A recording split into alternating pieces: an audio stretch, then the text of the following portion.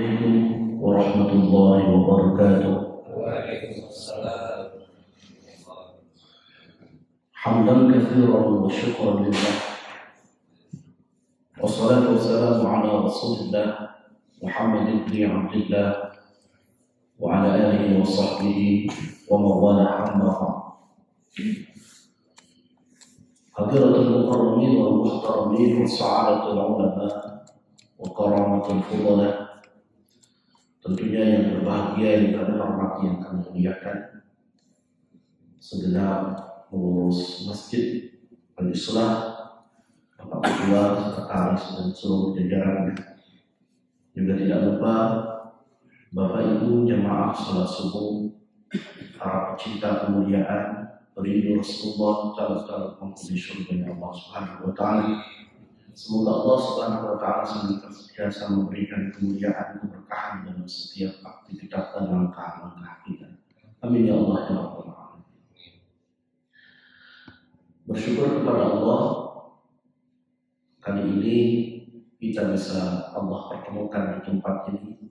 Kami yakin dengan seyakin-yakinnya ini semua sudah ada dalam aturan Allah Subhanahu wa taala. 3 bulan yang lalu kami di sini duduk, alhamdulillah saat ini bisa duduk bersilaturahim dengan Bapak Ibu semuanya. 3 bulan yang lalu di tempat ini kita masih menjelaskan tentang hal-hal yang menyebabkan hati menjadi mati sehingga doa-doa sulit dijawab oleh Allah. Di antaranya kemarin yang pertama adalah kita mengenal Allah tetapi tidak melaksanakan hak. Yang kedua, kita sering membaca Al-Quran namun jarang mengamalkan. Yang ketiga, kita mengaku umat Rasulullah tetapi tidak senang terhadap sunnahnya Rasulullah. Maka mari kita lanjutkan. Apa saja yang selanjutnya yang bisa membuat hati menjadi mati? Tandanya kalau hati mati seperti handphone yang tidak punya sinyal. Handphone tidak punya sinyal, pulsanya banyak, kuotanya banyak, maka tidak berpengaruh. Begitu juga kita. Amal ibadah banyak, sedekahnya hebat, tetapi hatinya mati, tidak ada konektivitas kepada Allah, itu pun akan terasa hampa. Yang keempat di sini adalah idda'aitum adawat asy-syaitan wa wafaqtumuh. Bisa menjadi catatan untuk kita. Kita mengaku bahwa syaitan itu adalah musuh kita. Akan tetapi kita senang melakukan perbuatan-perbuatan syaitan. Bapak Ibu, saya ingin tanya, Bapak Ibu ngaku bermusuhan dengan syaitan? Ngaku enggak? Ya kayaknya begitu. Kok kayaknya? Syaitan itu memang musuh bagi kita. Apa ciri-ciri syaitan itu? Syaitan itu diciptakan oleh Allah dari api. Nenek moyangnya iblis. Dulu iblis itu senior di dalam surga, paling senior malaikat. Maka ada bangsa jin yang juga dihidupkan di dalam surga. Bangsa jin ini maka terkenal karena nanti ia melanggar perintah Allah, membangkang kepada Allah, maka disebutlah iblis. Ketika iblis berada di dalam surga, dia mesti terus ikut turut kepada Allah. Tapi ketika ada perintah Allah, sujudlah kamu kepada Adam sebagai bentuk penghormatan, dia tidak. Kenapa dia tidak mau? Dia merasa diri lebih hebat. Kenapa aku harus menyembah atau kenapa aku harus bersujud atau menghormati Adam? Khalaqtani minan nar wa khalaqtahu min tin. Kau ciptakan aku daripada api, sedangkan Adam daripada tanah. Dia merasa diri lebih baik. Iblis ini bahan bakunya apa? Maka panas, pendendam, pemarah. Siapa itu? Iblis. Karakteristik iblis itu suka cepat marah, juga dengan pendendam. Tapi beda dengan Nabi Adam alaihissalam. Ia diciptakan oleh Allah dari tanah. Tanah itu tempatnya di bawah. Kemudian dingin, sejuk. Artinya apa? Iblis punya sifat marah, pendendam, ya karena ada karakter api. Wajar lah. Tapi manusia nggak wajar. Karena apa? Ia diciptakan oleh Allah dari tanah. Kalau ada manusia suka marah, ya marah tuh biasa lah manusia. Tapi pemarah banget, dikit-dikit marah, tegangan tinggi lah Pak. Oh, tegangan tinggi, pendendam tadi. Kalau ada manusia seperti itu, apa jangan-jangan dia keturunan setan? Ya, alhamdulillah ya. Atau mungkin diciptakan daripada tanah, atau jangan-jangan tanahnya tanah sengketa pula. Pendendam sekali itu orang. Nengok tetangga baru kesalahan sedikit, dimarahin. Gak cukup marah, dendam. Sanggup dia 2 kali puasa, 2 kali lebaran gak bentuk bersama. Kalau ada manusia yang dendam, khawatir dia mewarisi salah satu karakter iblis, yaitu pendendam. Dendam. Bagaimana ketika iblis diturunkan dari surga ke dunia? Dendam dia marah. Gara-gara Adam aku turun ke dunia. Maka mulai saat ini kuproklamirkan Adam dan keturunan-keturunannya sebagai musuhku dan akan kulincirkan sampai hari kiamat. Ini nantang sama Allah. Bagaimana Nabi Adam ketika turun dari surga? Apakah menyalahkan iblis? Tidak. Ketika Nabi Adam alaihissalam turun ke dunia, maka ia merenung, muhasabah, minta kepada Allah, Rabbana zalamna anfusana wa illam taghfir lana wa tarhamna lanakunanna minal. Saya yakin Bapak Ibu sudah hafal. Ya Allah, saya zalim sama diri saya. Nggak nyalahin orang, ini kesalahan saya. Waktu itu Nabi Adam sudah diberikan peringatan, silahkan kau hidup di surga seenakmu, nikmati nikmat yang ada di dalamnya, rezeki yang ada di dalamnya. Tapi pintaku kata Allah, wala taqraba hadhihi syajarah. Jangan coba-coba dekati, wala taqraba. Janganlah kamu dekat hadhihi syajarah. Ini isim isyarat. Kenapa harus hadhihi tidak ada? Ini menunjukkan muannas. Karena kata di depannya adalah asyajarah, menunjukkan muannas. Hadhihi syajarah. Jangan dekati pohon ini. Yang disebut si pohon apa? Kalau yang kita pahami pohon apa? Khaldi ya. Khaldi kan. Kenapa disebut khaldi coba? Ternyata awal mulanya ini karena tipuan setan. Setan menyebarkan hoax. Bapak tahu sekarang hoax? Kalau kata orang Sunda, hoax. Tahu? Hoax sih apa? Tahu hoax gede hoax. Tapi bodoh apa bohong? Hoax tapi tong kosong jadi. Bagaimana setan menyebarkan hoax? Hawa, kalau kamu ingin kekal di surga, kamu harus mencoba dulu satu makanan yang sangat nikmat, enak. Wah, yang benar, wah satu.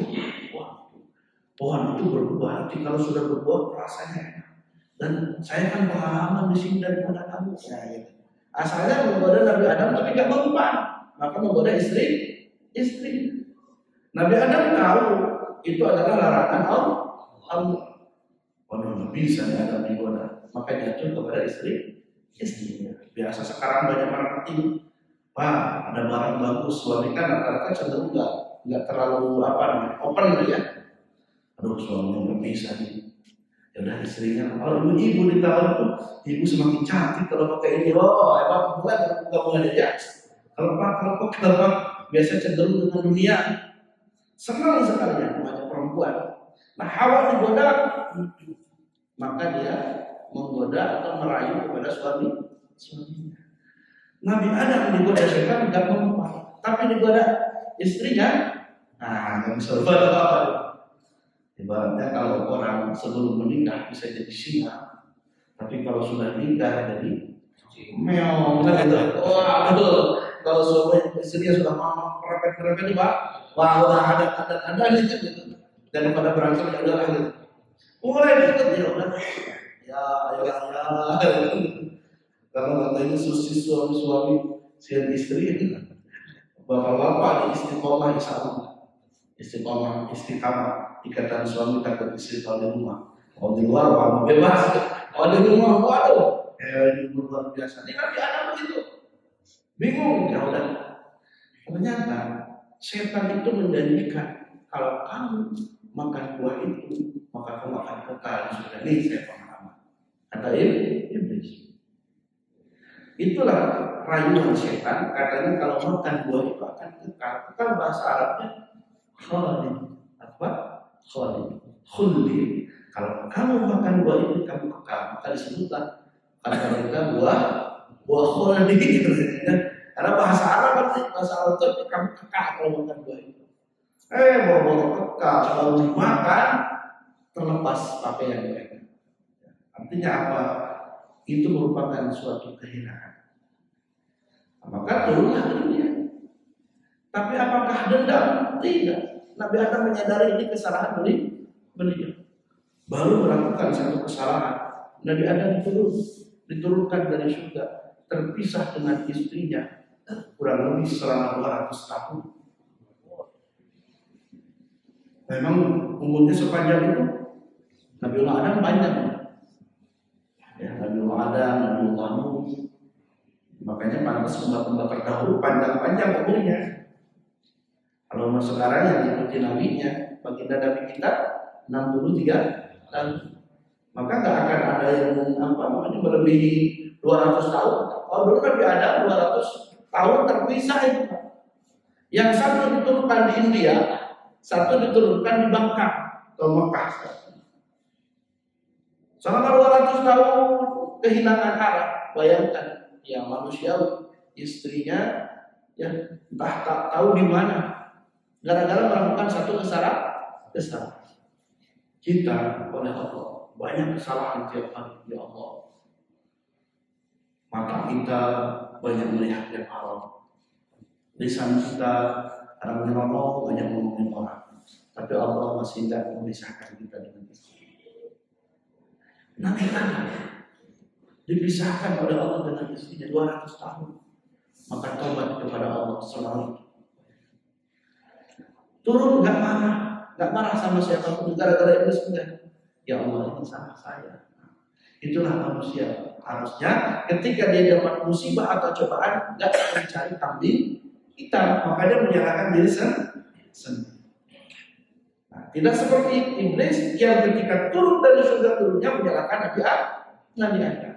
Nah, watak pemarah, pendendam itu bukan watak manusia, tetapi adalah sifat iblis. Nah, karena kita mengaku bermusuhan dengan iblis, maka jangan diikuti sifat-sifat seperti itu. Ya, kalau marah biasa wajar. Ya, namanya manusia kok masa dipukul seorang sabar gitu ya. Namanya manusia juga ada juga emosinya. Tapi yang hebat itu adalah wanita sendiri dan orang yang bisa menahan amarah di saat dia bisa marah. Itu hebat.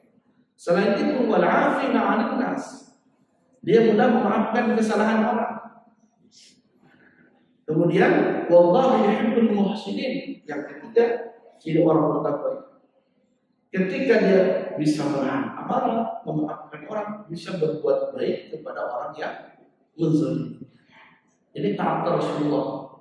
Ketika Rasulullah mau ke masjid, di Mekah hidup seorang yang benci sekali sama Rasulullah. Mau ke masjid, ada saja. Di jalan itu disiapin duri supaya baginda Nabi kena, tapi tidak kena. Ya, tapi yang paling parah baginda Nabi mau ke masjid dilempari kotoran tak kena. Balik lagi nggak marah Rasulullah, balik lagi diganti lagi. Tiap hari kadang sebelum hijrah ke Madinah seperti itu. Satu saat orang ini sakit, kata Nabi, biasanya suka ada yang iseng ini kemana nih? Ya, setelah sholat katanya, biasanya ada orang di sini. Dan kalau saya ke masjid pasti suka iseng. Kemana? Oh, dia sakit ya. Sakit sejak kapan? 2 hari yang lalu. Nah, kalau baginda Nabi kemudian datang menyembuh. Ternyata betul orang itu. Begitu ditemu oleh Rasulullah bergetar, takut orang ini membalas dendam. Ternyata Rasulullah melihat wajahnya dengan penuh ketulusan, diusap wajahnya, dibawakan hadiah. Itulah Rasulullah. Setelah itu orang Yahudi tadi yang suka Islam dengan Rasulullah, Muhammad demi Allah, kawan-kawanmu saja belum Muslim, tapi kamu yang aku musuhi, yang aku ganggu setiap kamu melaksanakan ibadah, tapi malah yang datang berbuat. Nah ini Pak, orang Yahudi ini terpesona dengan akhlaknya Rasul. Padahal dia udah gendong banget itu sama Rasul. Tetapi melihat akhlak Rasulullah, orang Yahudi ini sampai mengatakan orang Islam di hadapan Rasul. Tidak pernah ada. Rasulullah malah bukan hanya ketika hidup saja bisa membuat orang. Waktu Rasulullah berada di Makkah, biasanya di pojok kota Makkah itu ada seorang Yahudi, seorang kafir yang sudah sangat sibuk. Saban hari itu hanya menggunjing keburukan Rasul. Kalau kalian tahu yang namanya Muhammad, kalian jangan mau untuk mengikuti kata-kata dia itu pembohong, pendusta, pokoknya fitnah. Tapi Rasulullah melihat orang itu senyum aja. Karena orang ini terkenal apa? Buta. Oh, pantas. Karena nggak melihat apa yang sesungguhnya. Rasulullah ketika melihat orang seperti ini nggak benci. Oh, dia nggak tahu. Nah, kita pun pelajaran dalam hidup. Ketika mungkin ada orang yang benci kepada kita, mungkin dia nggak tahu siapa kita. Jangan langsung suudon. Wah, kamu cari masalah sama saya. Nggak tahu siapa semuanya. Saya ini siapa nggak tahu lagi. Ini enggak. Rasulullah nggak langsung. Tapi Rasulullah saban hari itu bawa makanan buat orang ini. Ketika mau dikasih makanan, ternyata tahu, oh pantes nggak bisa makan. Pengen dikunyah dulu, kenapa? Nggak ada giginya, udah tua. Dikunyahin sama Rasulullah. Kemudian dimasukkan ke dalam mulut. Itu orang Yahudi, bukan orang Islam. Dan sampai kapan kebiasaan berlangsung? Sampai Rasulullah meninggal dunia. Setelah Rasulullah wafat, orang ini seperti apa namanya? Kehilangan sesuatu. Aduh, kemana untuk orang yang selama ini menyuapin saya, kesibukan saya. Datanglah Sayyidina Abu Bakar. Sayyidina Abu Bakar itu mendapatkan amanah daripada anak beliau Sayyidatul Aisyah, istri baginda Nabi, istri baginda Nabi. Kalau ayah ingin melakukan sesuatu yang Rasulullah kerjakan, cobalah kasih makan orang yang ini. Nah, ketika mau kasih makan dan masukkan mulutnya, nggak mau. Siapa kamu? Saya biasa kasih makan, bohong benar. Karena udah merasa apa? Beda secara chemistry beda. Kok beda orang? Nah, Abu Bakar itu Pak nangis. Kenapa kamu marah nangis? Bapak tua ketahui, orang yang selama ini ngasih makan kamu, nyuapin makan kamu, selama ini adalah orang yang sering kamu benci, orang yang sering kamu ceritakan hubungan. Siapa dia? Dia adalah Rasulullah Muhammad SAW. Orang-orang terkejut, bukan main. Karena apa? Selama ini hanya tahu tentang keburukan Rasul diceritakan, tapi tidak ada balasan sama sekali daripada Rasulullah atas keburukan. Malah Rasulullah menyuapinya. Tertegun itu. Beberapa hari dia datang kepada Sayyidina Abu Bakar. Maka di hadapan para sahabat dia mengatakan masuk Islam karena apa? Terpesona dengan akhlaknya Rasul. Itulah orang hebat. Ya. Ketika dia bisa marah. Ketika ada orang melakukan kesalahan, dia tidak dendam. Malah berbuat baik. Inilah para kekasih Allah yang sesungguhnya. Mungkin orang itu bukan alim, bukan ulama, tetapi punya hati yang seperti itu. Wali itu. Wali Allah itu kekasih Allah. Kalau saya nggak mungkin sampai ke pengacara Pak Ustaz. Wali murid dia, jangan salah. Kita bisa jadi wali. Wali itu tidak harus menunggu bisa terbang, enggak. Wali itu adalah orang yang dikasihi oleh Allah karena kelembutan hati. Pak Ustaz ini ngarang ya. Mungkin wali itu ada nggak sih? Ada. Wali itu orang yang dikasihi oleh Allah. Ada dari kalangan alim, ada ilmunya. Ada dari orang biasa karena hatinya. Kenapa kami sampaikan ini? Sekarang ini banyak orang yang ingin dicintai oleh makhluk saja. Ingin dicintai oleh atasan, dicintai oleh majikan, betul Pak? Pengennya oleh makhluk saja. Tetapi hilang keinginan ingin dicintai oleh Allah. Itu cita-cita harusnya kita ingin dicintai oleh Allah, ingin menjadi wali Allah. Selama ini orang kan wali Allah itu bisa terbang Pak, wali itu bisa jalan di atas laut. Itu mah kecil sebenarnya. Ya, karomah seperti itu kecil. Karomah yang hebat itu ketika hati sudah bisa tidak marah, sudah bisa memaafkan kepada orang lain. Ini berat, inilah tingkatan wali Allah. Wali Allah itu tidak cepat marah. Nah tadi kembali lagi, ketika hati kita mati salah satunya gara-gara kita mengaku bermusuhan dengan syaitan, tetapi cenderung melakukan perbuatan-perbuatan syaitan. Kemudian yang selanjutnya,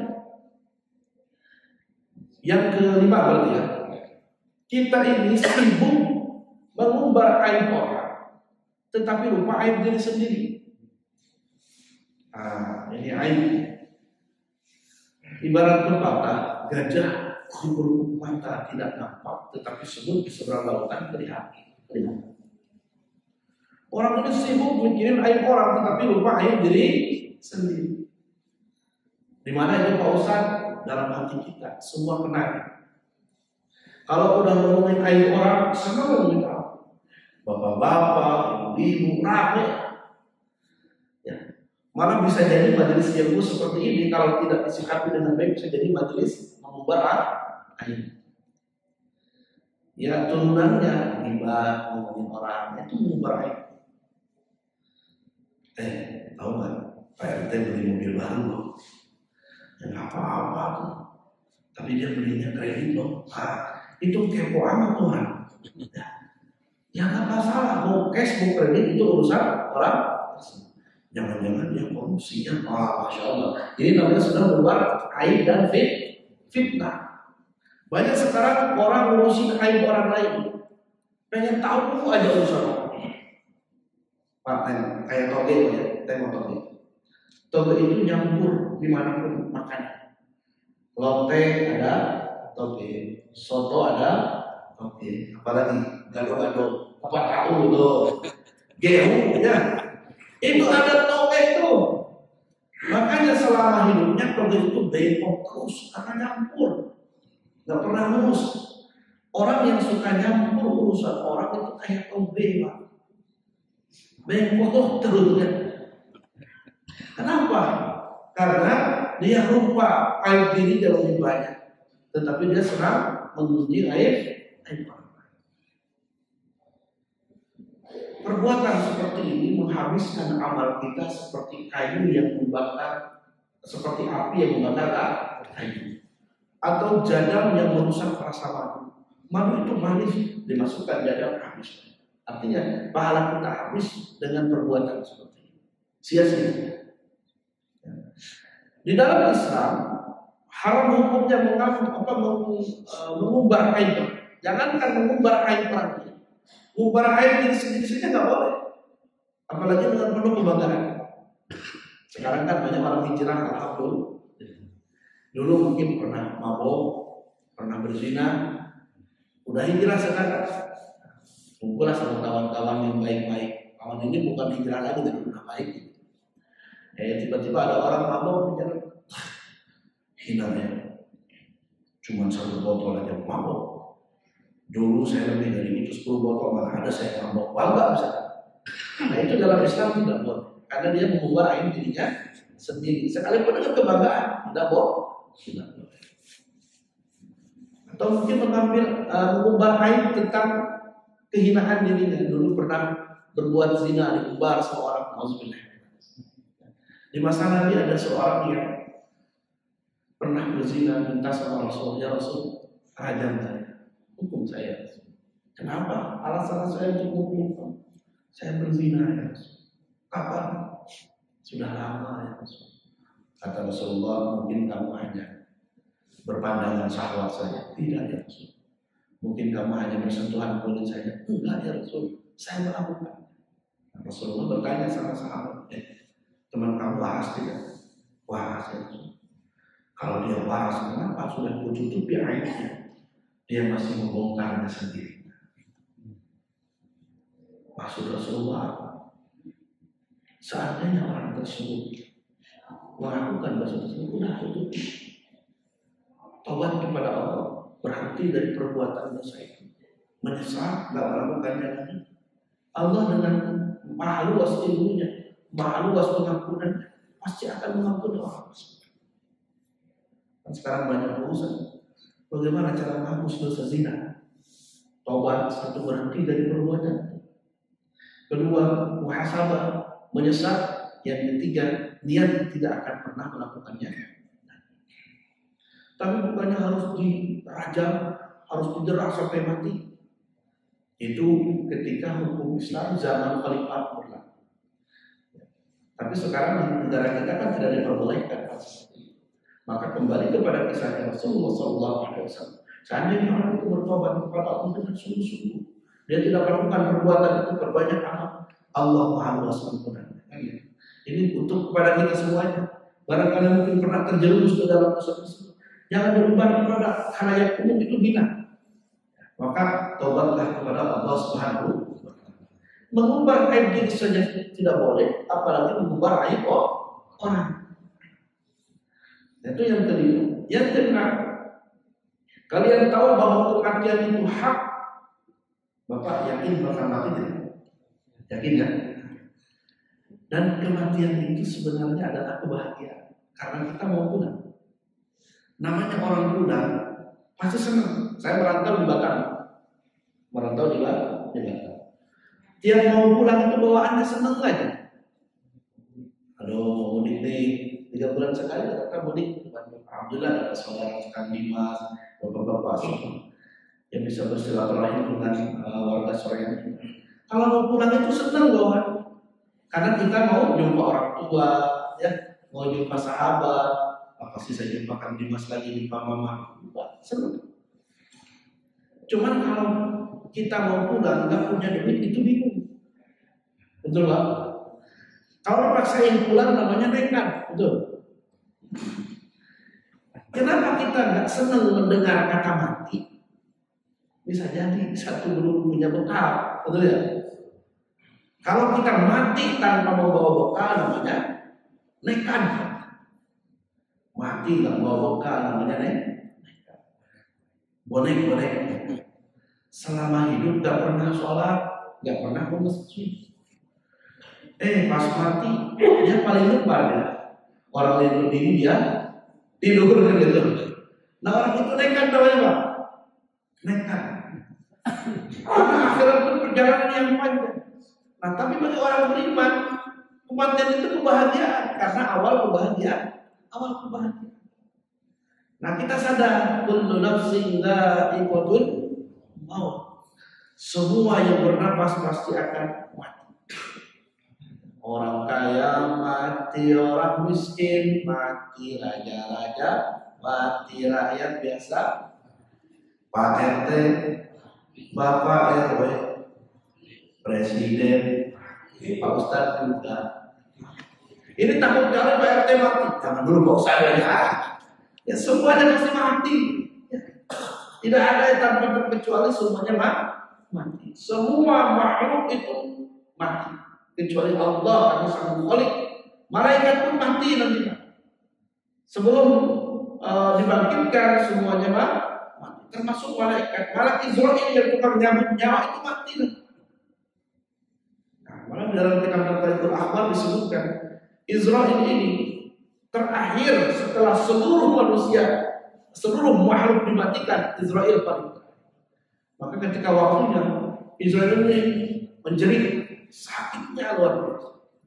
Maka saat itulah Israel bicara, seandainya aku tahu sakitnya syakaratul maut sedahsyat ini, dicabut nyawa sedahsyat ini, niscaya dulu tidak akan kencang-kencang mencabut nyawa orang-orang yang beriman.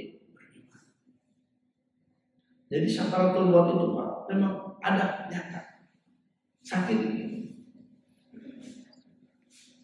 Kita tahu bahwa mati itu akan, tetapi jarang di antara kita yang mempersiapkan untuk menghadapi hal itu. Kata baginda Nabi Al-Qayyis, "Mangdan nafsahu 'amalan mubashir." Orang cerdas itu adalah orang yang kenal siapa dirinya, wa 'amila lima ba'dal maut, dan dia beramal ya, untuk bekal setelah dia mati. Maka kita sekarang kumpul di masjid ini tidak lain tidak bukan untuk mencari bekal. Insya Allah ini calon-calon penghuni surga semua. Apa dari awal tadi kita sudah qobliyah subuh, pahalanya besar. Raka'atan qabla al-fajr khairun min ad-dunya wa fiha. Selesai belum waktunya? Ya, 2 rakaat sebelum subuh lebih baik daripada dunia dan seisinya. Bayangkan orang saat ini ngejar dunia apa bisa-bisa. Pagi, siang, malam, ti isuk-isuk di den, nepi kaburang tidur, nepi kapeti tidur. Itu dia akan duit yang mau sebenarnya. Dunia terus tanpa berpikir. Orang ingin dunia, nggak habis-habis tuh. Ada yang lebih hebat daripada dunia dan seisinya. Dan orang sering tinggal 2 rakaat sebelum subuh. Dan Rasulullah tidak pernah meninggalkannya. Pernah satu saat Rasulullah lama sekali. Bila udah ada ulama mungkin itu udah nampak gitu. Mega itu sudah nampak. Rasul belum ke situ juga. Nah, kemudian Rasulullah datang dengan desa-desa langsung mimpin jamaah. Setelah jamaah, bila bertanya, "Ya Rasul, tadi itu lama sekali ada apa?" "Oh, ada urusan yang harus diselesaikan." Bilang. "Nah, tapi udah lama sekali ya Rasul." Lalu Rasulullah menjelaskan, "Saya tadi setelah urusan itu selesai, pulang ke rumah. Rasulullah nggak jauh dari masjid. Ini masjid dan sebelah sana langsung menempel ke masjid lalu Rasulullah. Itu sholat 2 rakaat. Kata Bilal gini maksudnya, Rasul, kenapa nggak langsung ke masjid berjamaah saja? Jangan sholat sunnah dulu. Udah lama ini." Nah, Rasulullah kemudian tersenyum. "Bilal, seandainya lebih lama dari itu pun aku tidak akan ketinggalkan 2 rakaat sebelum subuh. 2 rakaat sholat sunnah wajib. Ini besar Pak. Ya. Nah, maka insya Allah ini orang-orang yang udah paling kaya ini. Ya. Karena dia sudah melaksanakan 2 rakaat kemudian subuh, kemudian sholat subuh. Setelah sholat subuh, nggak langsung pulang, duduk dengan pengajian, yang baca Quran, yang zikir. Sampai kapan? Kalau bisa sampai waktu isyraq. Kata baginda Nabi, "Man jalasa," barang siapa yang duduk setelah sholat subuh sampai isyraq tiba 2 rakaat dia sholat, maka dia mendapatkan pahala umroh yang mabrurah. Tamatan. Dia mendapatkan pahala umroh yang mabrur, yang sempurna dan sempurna. Bayangkan. Kita mau berangkat umroh sekarang repot ya? Repot banget. Saya aja biasanya sebelum pandemi itu 1 bulan itu kadang 2 kali karena pembimbing umroh. Tapi sekarang ini 2 tahun, nggak usah berangkat lagi katanya umroh. Karena peraturannya ketat. Tanggal 20 harus berangkat. Tapi harus dikarantina dulu 5 hari dulu. Nanti ibunya Kopi datang Omikron, bingung nih. Ya, ibunya Kopi, pamannya Kopi Omikron, ibunya Kopi Omikron.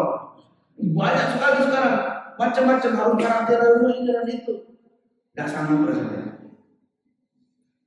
Belum lagi misalnya ya, mungkin dapat 2 kali umroh pun udah syukur.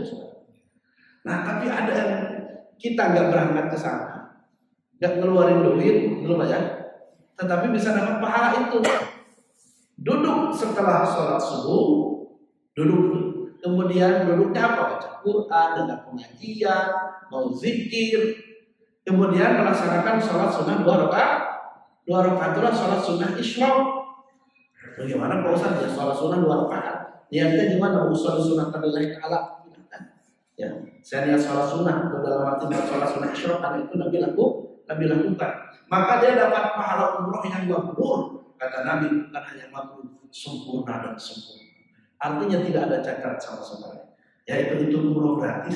Betul Pak ya? Iya, dan kita ini harus sholat subuh, kerjaan nggak ada, malam hari. Ya. Apakah bisa Pak Ustaz setelah sholat subuh nanti sholat isyraq di rumah? Dalam hadisnya secara prinsip bukan. Ya, jadi setelah sholat subuh dulu gitu gak terputus ibadah kemudian sholat sunnah 2 rakaat. Jadi bukan setelah sholat subuh pulang ke rumah ya Ngopi dulu, ya, misalnya. Kemudian tidur dulu ada, atau mungkin nyiram-nyiram tanaman dulu lah. Bukan itu, maksudnya habis sholat subuh duduk sampai waktu isyraq. Nah dalam hal ini secara berkesinambungan gitu. Yang penting tidak terputus oleh aktivitas yang lain. Nah ini hebat. Ya. Jadi kita melaksanakan 2 rakaat sholat subuh luar biasa. Apalagi dengan sholat subuh. Nah itu tadi ya. Jadi banyak di antara kita yang senang mengubah kain orang, tetapi lupain dirinya sendiri. Ya. Maka jauhi hal. Yang selanjutnya yang keberapa? 6, 7. Nah, maka banyak orang yang Allah berikan rezeki, sadar mata kita dari siapa? Allah. Ya, pendengaran dari siapa? Allah. Ya, rezeki kita pun dari Allah. Semua gak ada yang tidak dari Allah. Semua dari Allah. Tetapi jarang banyak orang yang bersyukur karena wah, gue yang ngeluh dia ngeluh. Aduh, Pak, zaman air kemarin ini minyak hese itu pada sekaku. Minyak hese pada orang teh usaha sawit, tapi bayarnya jadi mahal, dan hasilnya mahal. Hese banyak mahal kayak barang tidak nak. Bensin, lalu dia sebab orang berapa ribu jadi. Iya mahal, dia lalu kaya sama barangnya pun aja. Itu sudah mahal, barangnya enggak. Mau naik lagi katanya BBM. Ayo orang pernah aja udah BBM. Tidak pernah. Tapi nahan belum kerugian. Subhanallah. Allah. Nah bisa jadi dia. Mungkin kalau kita menyalahkan orang nggak selesai-selesai. Kenapa bisa terjadi seperti itu? Saya teringat satu hadis baginda Nabi. Saya di zaman ada umat yafiruna minal ulama wal fuqaha. Akan datang satu zaman kepada umat dia jauh daripada ulama dan ahli. Ketika itu terjadi, fayabtalihullahu bi thalathi baliyat, maka Allah akan berikan 3 bencana. Ulaha yarfa'ullahu al-barakatu min kasbihim. Yang pertama Allah cabut keberkahan daripada kasabnya. Wa tsani yusallitullahu 'alaihim sultanan dhaliman. Yang kedua, Allah akan kuasakan kepada mereka pemimpin yang zalim. Yang ketiga, wa yakhrujuna minad dunya bi ghairi iman. Mereka keluar dari dunia tanpa membawa iman. Ini hal yang tersirat yang Nabi sampaikan kepada kita. Akan datang satu zaman di mana umatku jauh daripada ulama dan ahli fikih. Ya, tadi negara kita ini kan rumah rimpah jenawi, tongkat ditanam bisa jadi pohon, minyaknya banyak. Tapi kenapa padi sekarang itu beras kita impor? Kita dikelilingi lautan, garam begitu berlimpah, tetapi garam pun impor. Sawit begitu banyak di Sumatera, tapi minyak mahal kan gitu. Ini ada apa? Apakah dicabut keberkahan daripada kasab? Karena apa? Satu, kita jauh dari ulama dan ahli. Ayo maka ulama telah Rasulullah. Ayo ustaz mau pilih orang ke dia ustaz yang mana mau pilih cerita gitu. Padahal mungkin usaha juga ya. Usahakan rezeki itu dari Allah, nggak harus kerja dulu ya. Ada orang ngasih dia gitu. Nah banyak dijauhi. Terlebih banyak stigma negatif ditujukan kepada kami di Bandung heboh, di Indonesia heboh. Ayah yang ustaz di Bandung kata kemudian pesantren yang boleh budak 12 gitu. Itu padahal mungkin bukan ustaz, banyak pendeta atau apa. Tapi kebetulan ustaz yang melakukannya dan Allah alam apakah itu benar apa enggak. Saat ini umat Islam itu luar biasa tentang hal Islam disudutkan. Kemarin waktu mau Imlek ada PPKM betul. Hari puasa dibatasi kemarin. Ya, pembatasan apa PPKM itu? Begitulah ya pembatasan untuk masyarakat muslim di daerah itu. Jadi saudara kecurigaan gara-gara kebijakan seperti itu. Nah ini bingung nih, kenapa bisa terjadi seperti ini?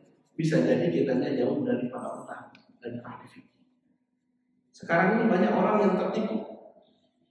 Pakaiannya juga ustaz, dibenau, sorban kata, tapi nangkapan jin ayo begitu, wah. Jadi antara ustaz dan tukang ngalah itu bisa dibedakan. Ustaz sarang botol. Nah, susah salahnya. Jadi ulama itu bingung. Mungkin jauhnya bukan karena mereka tidak mau dekat ke ulama. Bisa jadi bingung mana ulama. Nah, kita ulama ada soal banyak yang kayak itu. Nah, ulama terus namanya wakan gini kan aku. Jadi bingung nih sekarang. Atau memang sengaja dijauhkan dari ulama seperti tadi. Oh, usah juga kayak gitu, campuri anak. Jadi orang itu merasa was-was, betul Pak? Banyak hal.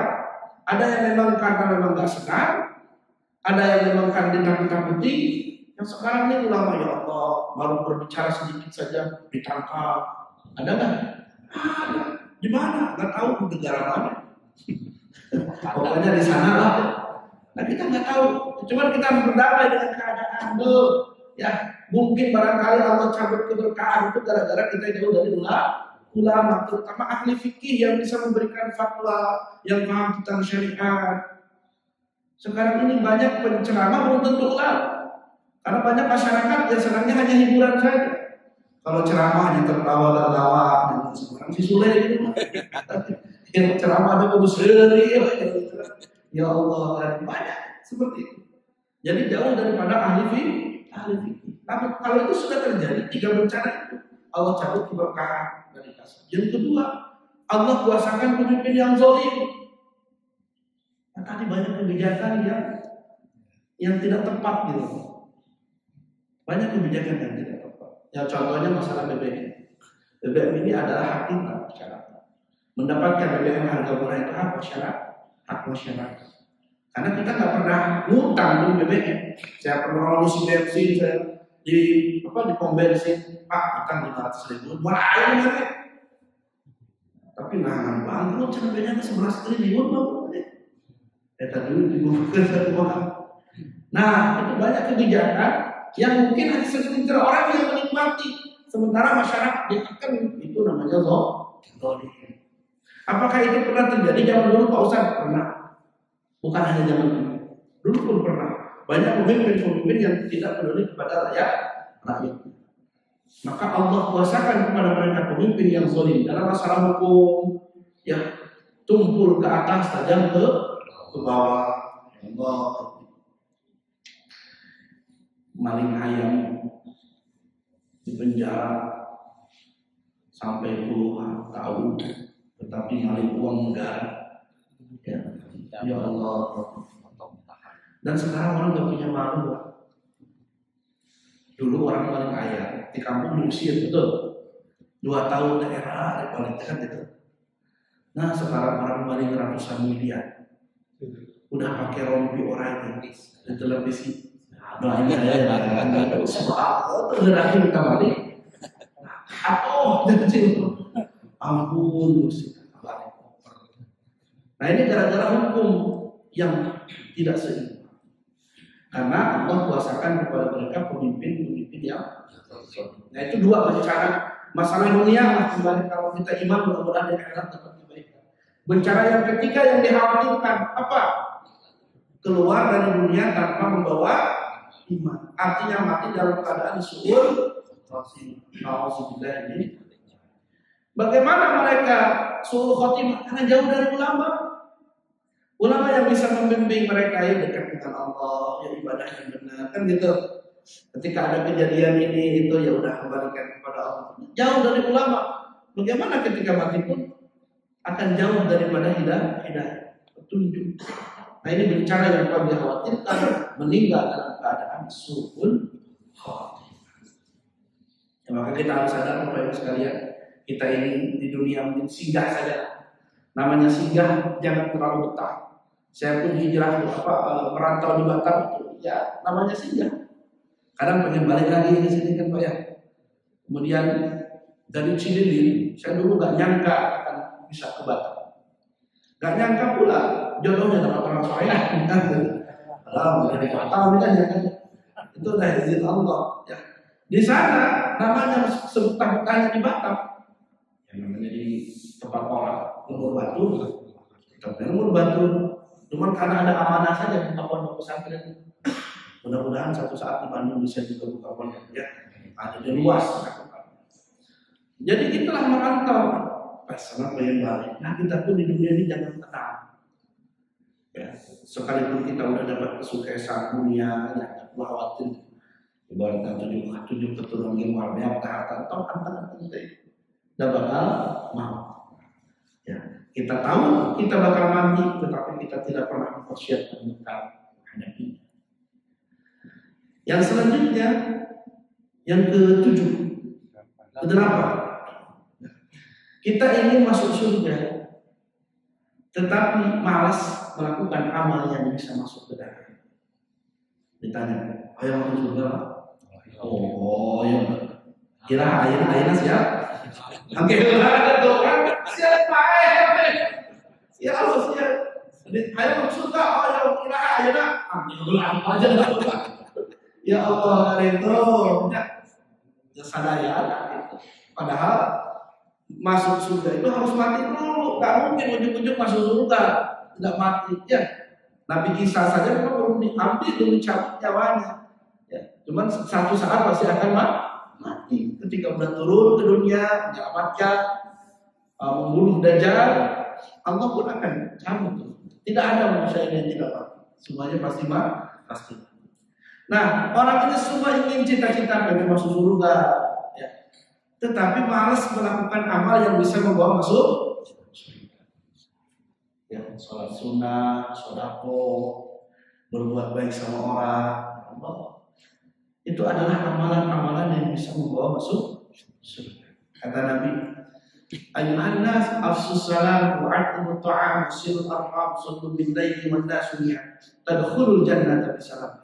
Sahabat jannah, afsus salam, sok sebarkan salam, wa atimu ta'am, rajin mere tuangan kadaharan kabatur, wasilul arham, jalinkan tali silaturahim, sallu bil laili wan nasu ni'am, salatlah kamu di saat manusia sedang tertidur lelap, tadkhulul jannata bisalam, niscaya kamu masuk surga dengan selamat. Maksudnya tadkhulul jannata bisalam, masuk surga tidak akan dihisab, tidak akan mendapatkan ketat ketika di padang mahsyar. 4 amalan. Pertama, sebarkan salam. Artinya sebarkan kedamaian. Ya, salam yang kita ucapkan assalamualaikum itu menyebarkan kedamaian. Artinya kalau orang memberikan salam, mendoakan orang lain begitu ya. Sekalipun assalamualaikum tidak pakai Rabbana dan Allahumma itu doa. Kalau jumpa assalamualaikum itu doa. Tidak bisa assalamualaikum diganti selamat pagi. Ya selamat pagi boleh-boleh saja, tetapi tidak dapat pahala seperti mengucapkan assalamualaikum kan gitu. Ya boleh, cuma tidak mendapatkan pahala seperti assalamualaikum. Tidak punya nilai pahala. Selamat pagi, orang Sunda good morning, ala sambut good morning, assalamualaikum. Di luar mana enak ngomongnya, mestinya di Batam kalau orang Singapura gitu. Ya, tapi harus bisa ya. Mengucapkan assalamualaikum, dapat pahala. Dan yang menjawab dapat pahala juga. Yang mengucapkan duluan sunnah, yang menjawab wajib. Tapi tidak semuanya. Ada salam yang nggak harus dijawab. Assalamualaikum warahmatullahi. Assalamualaikum warahmatullahi. Pengkarajinan. Waalaikumsalam.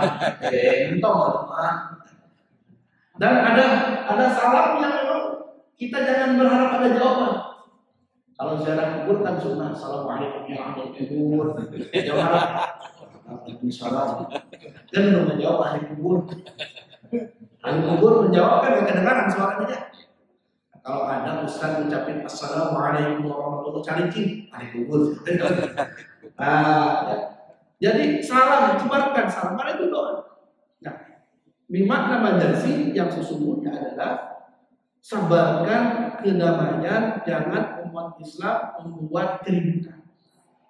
Pemuda orang ada di desa kami, rata-rata mayoritas Muslim, tahu para sehat, Untuk kelas yang masuk surga aja bingung, repot. Maka kita sebarkan kedatangan Islam. Ustaz, Susah. kalau non muslim assalamualaikum perlu dijawab? Non muslim assalamualaikum. Udah, waalaikum saja ya. Yang mudah-mudahan sebaik-baik doa untuk non muslim adalah mendapatkan hidayah. Tapi kita nggak usah menunjukkan kalau mau kafir, pasean. Kalau dia pernah itu Nabi dengan orang manusia dia mendampingi, tapi berbuat baik amalan itu. Ya, berbuat baik di sini tetangga kita non muslim. Dia sakit, dia punya hak untuk dibunuh. Seperti Rasulullah menyebut orang Yahudi tadi banyak, boleh. Ya. Cuman jangan ikuti ibadah-ibadah seperti musim Natal itu. Selamat Natal loh, gawe. Lu gawe ini, lu gawe presiden lain, orang lain, nah ini selamat kejayaan. Lu gawe. Tapi dengan kita berbuat baik, nggak punya makanan, kasih. Kuat imun paham. Yang kedua tuh sering memberi makan. Siapapun boleh kasih, ya boleh. Cuman ada orang baik sama non muslim tapi sama saudara Islam galak apa. Jadi harus akan supaya kita kan semua misinya ya ingin berbuat baik kepada orang itu dakwah. Siapa tahu dengan akhlak kita dia mendapatkan hidayah. Wa imut ta'am artinya dermawan. Penghuni surga itu nanti ramai adalah orang-orang yang dermawan. Di surga tidak akan ada orang pelit, Pak. Orang pelit tidak akan ada di dalam surga. Surga itu ramai dengan orang-orang yang dermawan. Wasilul arham, jalinkan tali silaturahim yang ketiga kali. Sing rajin silaturahim. Siapa? Apalagi Pak Haji, ketua masjid ya. Tengok, di satu sisi jamaah tabligh itu sebenarnya ada nilai positif. Dia mau bersilaturahim, ya, mau bersilaturahim, lindungi rumah ke rumah. Itu dari hati ke hati. Tapi di sini alhamdulillah tidak ada jemaah tabligh yang turun. Masjid ramai alhamdulillah. Dan sebagian tempat di Batam itu Pak, kalau ada masjid yang hidup jemaah tabligh ramai masjidnya. Tapi kalau yang nggak ada sepi sudah. Nah, ternyata ini tidak perlu jemaah tabligh atau enggak, ternyata masyarakatnya ramai deh. Mudah-mudahan gambaran baldatun thayyibah. Artinya semua memiliki peranan dakwah. Bapak tidak ketuk-ketuk ke rumah, tetapi jangan asal Bapak masyarakat udah ramai ini, tetap kita harus silaturahim seperti Rasulullah. Jalinkan tadi kasih sayang. Dan yang lebih hebat, ketika kita punya masalah dengan seseorang, cepat selesaikan. Kan sila dan rahim. Sila itu menyambung, rahim kasih sayang. Rahim itu identik dengan ibu-ibu, Pak. Karena bapak-bapak tidak punya rahim, ya. Bapak-bapak punya rahim nggak? Nggak. Yang punya rahim siapa? Maka ibu-ibu itu rasa sayang kepada anaknya melebihi bapaknya. Karena dia sudah terbentuk saat mulai mengandung 9 bulan, melahirkan, udah tinggi, udah waktu seru belum nih? Udah ya? Insya Allah ya. Nah terakhir saya, kenapa silaturahim harus dijalankan? Sama ibu itu kasih sayang yang luas kepada anaknya. Anaknya melakukan kesalahan apapun, maka ibu senantiasa memaafkan. Nah yang dimaksud dari Rasulullah, mungkin saudara kita, tetangga kita melakukan kesalahan, tengoklah seperti seorang ibu kepada anaknya, mudah memaafkan. Maka menjalin tali kasih sayang. Ketika ada satu permasalahan, cepat kita memaafkan mereka. Insya Allah orang yang selalu lembut hatinya kepada orang lain akan menjadi ahli surga. Amin. Wasilul arham, sallu bil laili wan nasu niyam. Salatlah kamu di saat manusia sedang tertidur. Ahli surga adalah orang-orang yang rajin tahajud. Batul bersari adalah limon kerek muda atau baru. Ya. Pejuang, para ulama, salafus, orang-orang yang hebat tahajud. Insya Allah. Maka kesorean indah. Kalau ingin terbentuk Korea itu bahasa berjamaahnya ramai. Ternyata masyarakatnya bergemar malam. Lain gapleh. Udang sholat. Dia merasa udang penting. Gapleh jadi nonton bola. Kita di Batam Pak.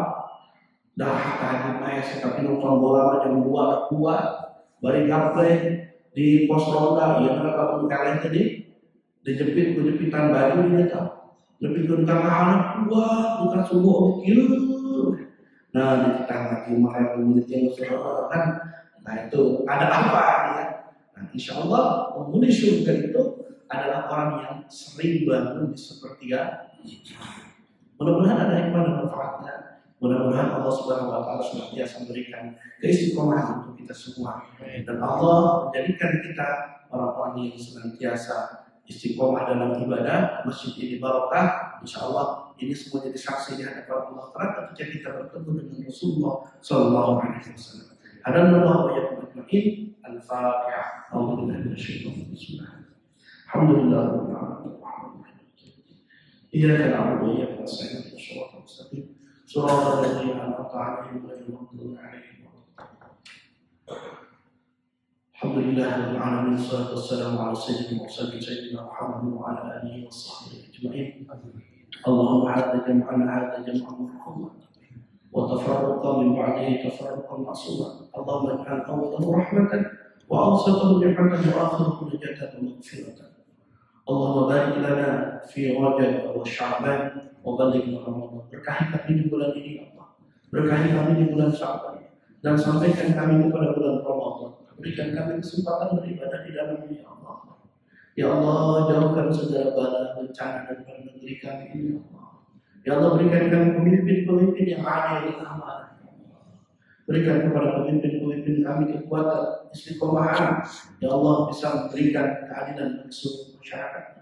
Rabbana atina fid dunya hasanah fil akhirati hasanah wa qina adzabannar.